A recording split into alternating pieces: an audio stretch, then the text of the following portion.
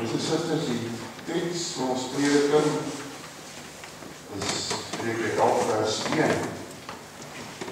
Die Here het 'n afskie van 'n skaal wat nie reg weeg nie.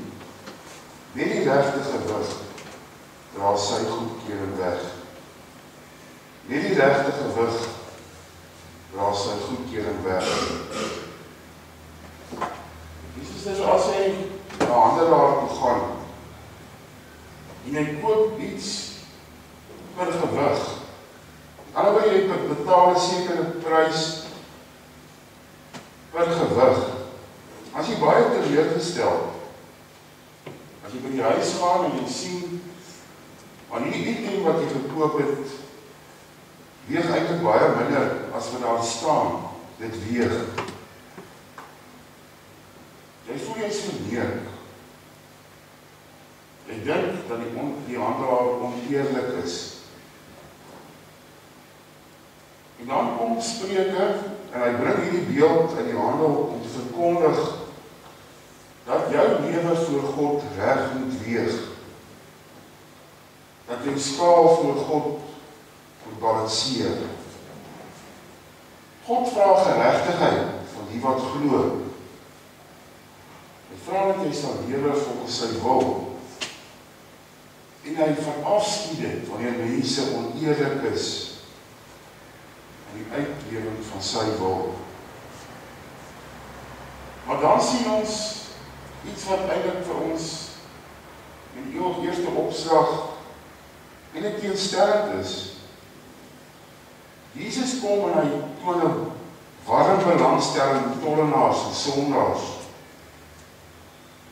Mense wat juis vir 'n oneerlikheid deur die Joodse samelewing uitgesonder is, verafskied is.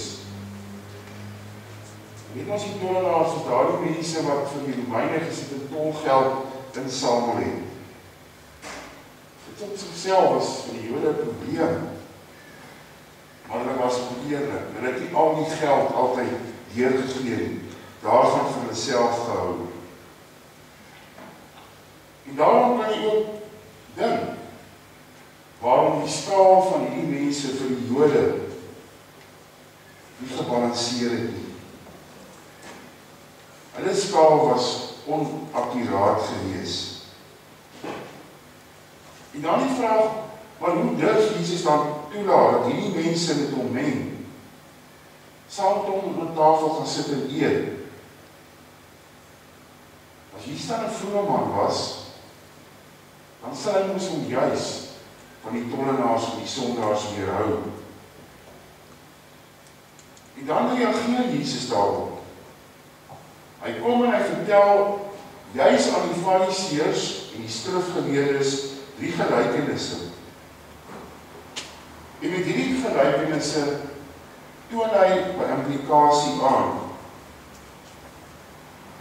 Julle wat so regsinnig lewe, julle wat die wet van God tot die letter uitvoer, julle wat julle so rein voor God beskou, alles so reg doen, alles tot die letter uitvoer, julle wat julle so ander mense so veroordeel en oordeel, deur dit te meet in julle eie lewens. Hoe betroubaar is die skaal waarmee julle dan weeg? Balanseer julle skaal voor God as dit gemeet word? Jesus vra, as een van julle 100 skape het en een raak weg, wat gaan jy doen? Jy gaan aanhou soek tot jy daar die skaap kry. En wanneer jy hom kry, gaan jy baie bly wees. Hy sê, so is dit ook in die koninkryk van God. As daar een sondaar is, wat hom bekeer, dan is daar vreugde in die koninkryk van God.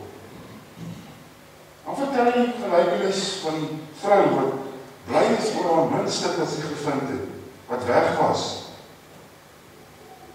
So is daar blydskap oor elke sondaar wat hom of haar bekeer,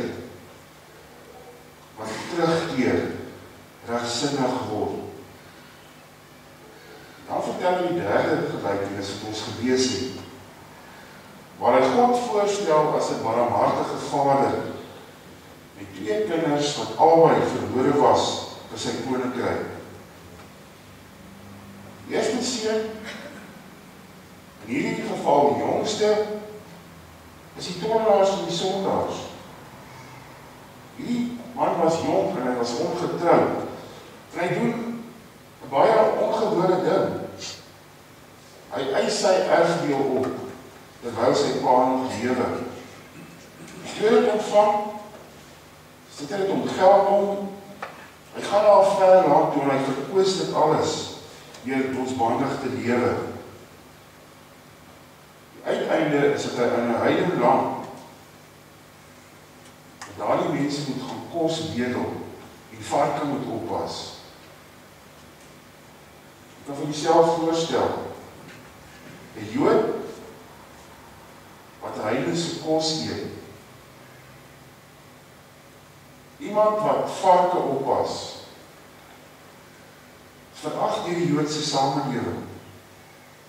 Hierdie jongman het so laag gedaal, as dit met die Jood kon gaan.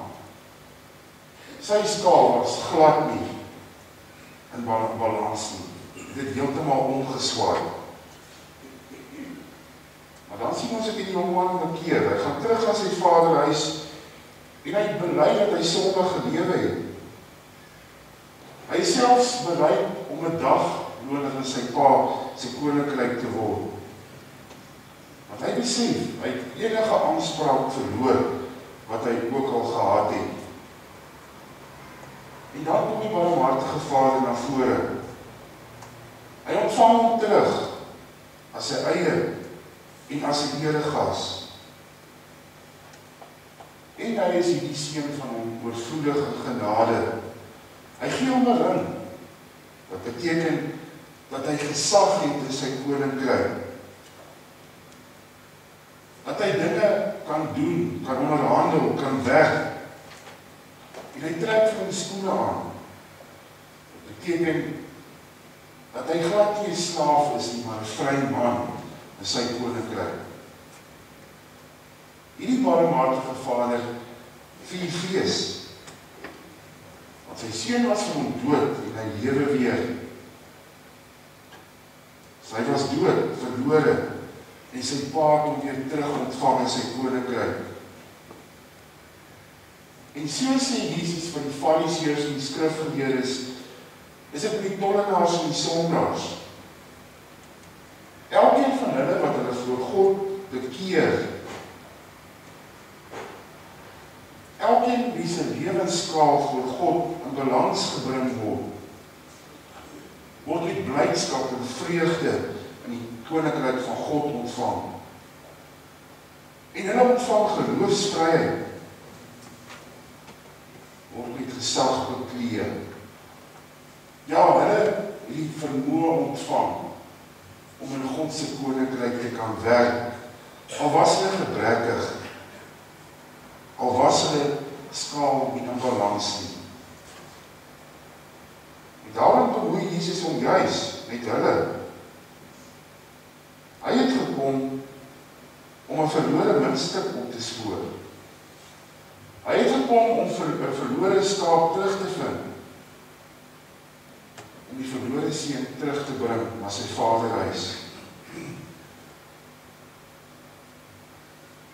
Here het gekom om genade te betoon aan hulle, wie se skaal nie in balans was nie, wat nie verdien het om die koninkryk te wees nie, maar hy kom en hy bekleed hulle met mag, en hy gee vir hulle vryheid om te werk vir hom. Maar broers en susters, hiermee is Jesus glad nie klaar met die gelykenis nie. Nou kom hy en hy fokus op die oudste seun. En hy sê eintlik vir die skrifgeleerdes en die Fariseërs, hierdie oudste seun is eintlik julle. Want as ons gaan kyk hoe hy was regsinnig. Hy het sy pa eerbiedig, hy het alles gedoen wat sy pa vir hom gevra het, hy was pligsgetrou, hy het hard gewerk. stiptelik uitgevoer. Hy was bereid om tot die dood sy pa te dien.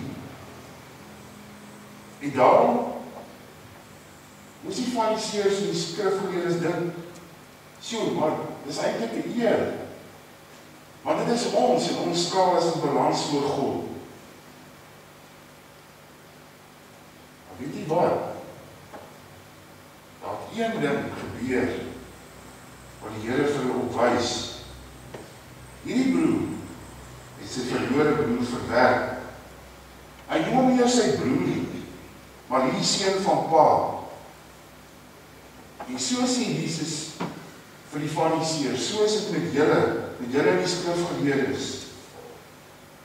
Julle is beswaar wanneer Jesus met tollenaars en sondaars praat, saam met hulle eet, vir hulle die geleentheid gee om met al hulle gebrek in te kom en die koninkryk van God te kom werk. Die oudste seun, die fariseërs, skrifgeleerdes, word Jesus uitgenooi om saam fees te vier, om saam bly te wees oor die verlorene wat teruggevind is, om hierdie persoon wat nie dalk so mooi en reg lyk en dinge doen nie, in die koninkryk te akkommodeer. As hy sou weier, sê Jesus, vir homself die fees ontsê, homself die vreugde van die koninkryk ontneem. So word die fariseërs en die skrifgeleerdes uitgewys, as mense in die skale ook eintlik maar heeltemal op die raad is. En die letter van die woord, hulle doen alles wat gedoen moet word, maar hulle mis die doel. Hulle word gedryf deur hulle selfsug, deur hulle haat, deur hulle oordeel. Dan kom Jesus en hy stel teenoor hulle die barmhartige Vader, wat sy eniggebore seun gee tot redding van sondaars. Broer en suster, wanneer sien jou skaal voor God? Is jou lewensskaal in belang? Waar bevind jy jouself? Is dit tollenaars, die sondaars, of tussen fariseërs en skrifgeleerdes? Want uiteindelik is albei voor God eintlik maar die verkeerde plek. En Jesus het daar sinniges aangespreek het ons besef wat hy nie weet. Dit wat ons vanmôre weer gelees het, so woord vir woord, God se wil genegeer of verander het nie. Elke gelowige mens moet die wil van God nakom, die voorskrifte daarvan uitvoer. Maar dan, broers en susters, mag ons nie hoogmoedig wees nie. Ons mag nie verwaand wees nie. Maar dan verloor ons die hart van die wet van God. Hierdie aanstoot wat die oudste broer bring, is natuurlik ook die aanstoot van kerkmense. Mense hou ander in die kerk weg, jaag hulle weg van die Vaderhuis en die vreugde.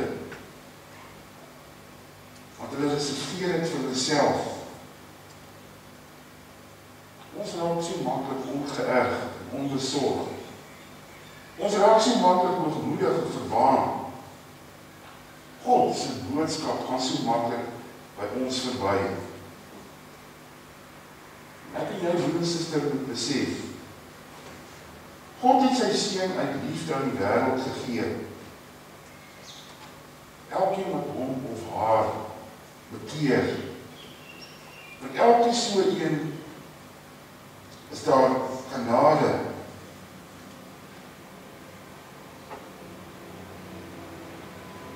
Die liefdelose, die veroordelende, die verwaande mense is daar hartseer en die uitnodigings. Kom deel in die vreugde. Kom saam. en kom saam, werk saam in die koninkryk van God, saam met hierdie mense. Want in Christus het elkeen van ons lewenskade balans geswaai. In hom het ons nie vermoë om die bedoeling daarvan uit te leef nie, maar ook om God se wil te ken. As ons liefde aan die sondaar betoon, as ons saam met die sondaar werk en hom begelei met liefde, as ons met die sondaar bemoei, as ons in nederigheid saam met die gebrekkige die gemeente dien. En so, broers en susters, kom ek en jy ook los van die fariseer in ons. Ons is bly oor die verlorene wat die Vaderhuis gevind het. Ons is bly om met gebrekkige mense saam te werk. Ons is bly oor die sondaar wat op inkeer gekom het. En ons werk daartoe mee, dat die berouvolle sondaar bekleed word met Christelike gesag, met vryheid, dat ook daardie persoon kan werk en vir die Here kan dien. En ons kan ook dien, sonder om te oordeel en te veroordeel. Ons sê ons, dat die dokter daar is om die sieke te genees. Jesus het gekom om sondaars te red. En ons is vrygekoop om vir die Here te werk. Almal saam met ons gebreke en met waar ons voor God staan. Amen.